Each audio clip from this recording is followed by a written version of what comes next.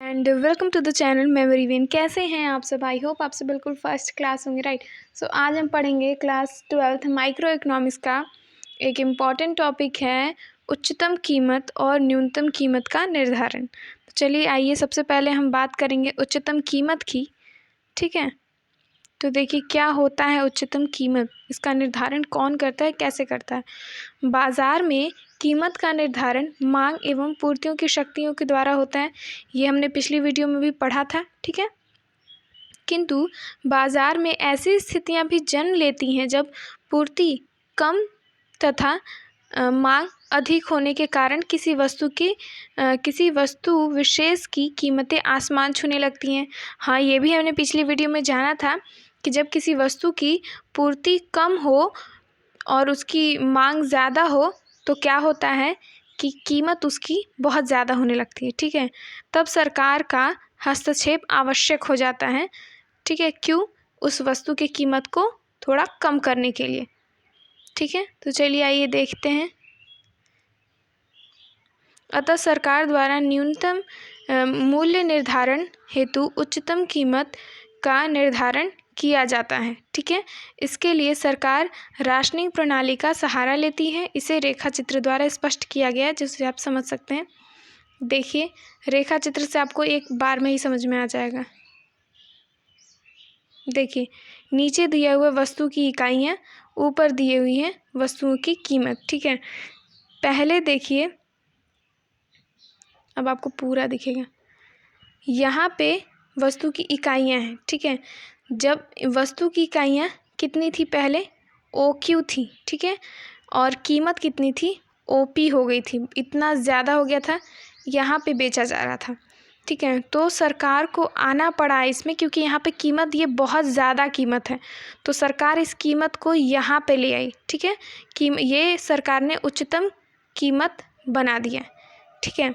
तो अब क्या हो रहा है, तो ये सप्लाई जो आती थी उधर से, सॉरी, ये सप्लाई, ठीक है, ये सप्लाई यहाँ होने लगी, यानी कि सप्लाई यहाँ देखेंगे आप कम होने लगी, और ये डिमांड का लाइन है, डिमांड ज़्यादा है, ठीक है। डिमांड इतना हो रहा है और सप्लाई इतना हो रहा है, ठीक है। तो अब ये कीमत सही है, सरकार ये लोगों के लिए करती है। आगे देखिए, दूसरा हम समझेंगे न्यूनतम कीमत क्या है, ठीक है। बाज़ार में किसी समय विशेष पर किसी वस्तु विशेष के उत्पादन एवं समांतर पूर्ति के कारण उस वस्तु की कीमतें गिर जाती हैं, ठीक है। प्रायः कृषि उत्पाद, गेहूँ, चना, चावल, तिलहन, दलहन, मक्का आदि, ठीक है। और सब चीज़ों में अलग नियम होता है, लेकिन जो खेती की चीज़ें होती हैं, ठीक है, तो इन लोग के साथ क्या होता है कि गेहूँ, चना, अगर ये सब क्या होता है कि सारे किसान एक ही टाइम में ये सब उगाते हैं और एक ही टाइम में मार्केट में ज़्यादा अवेलेबल हो जाता है।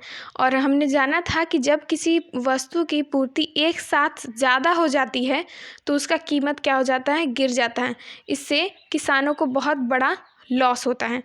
तो सरकार इसी किसानों को लॉस से बचाने के लिए सरकारें क्या करती हैं कि एक न्यूनतम कीमत का निर्धारण करती हैं कि इससे ज़्यादा कीमत कम नहीं होगा, इतने ही में लोगों को लेना होगा, ताकि जो किसान है उनको ज़्यादा नुकसान ना हो, वो भी प्रॉफिट कमा सकें, ठीक है।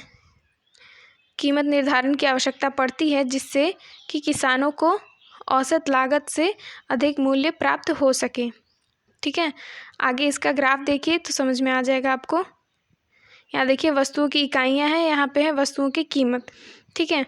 तो यहाँ पे देखेंगे कि पहले ये प्राइस है और ये वस्तु की इकाइयाँ हैं, ठीक है। तो जो वस्तु की इकाइयाँ इतनी थी और प्राइस पहले इतना दिया जाता था, ठीक है, ये प्राइस है। तो ये बहुत प्राइस कम था, ठीक है। तो सरकार ने क्या किया, इस प्राइस को बढ़ाकर इतना कर दिया, ये न्यूनतम कीमत कर दिया कि इससे नीचे प्राइस नहीं आएगा, ठीक है। तो ये पूरे भारत में, मतलब जहाँ की सरकार ये लागू करते हैं, अगर भारत की तो ये पूरे देश में किसी भी वस्तु का इतना ही प्राइस होगा, ठीक है। तो यहाँ पे हो जाने की वजह से तब ये यहाँ पे संतुलन बिंदु वाला यहाँ पे आ जाएगा। तो सप्लाई यहाँ पे देखिए ज़्यादा है लेकिन डिमांड कम हो जाएगा। ठीक है, आई होप आपको ये वीडियो अच्छी तरीके से समझ में आया होगा।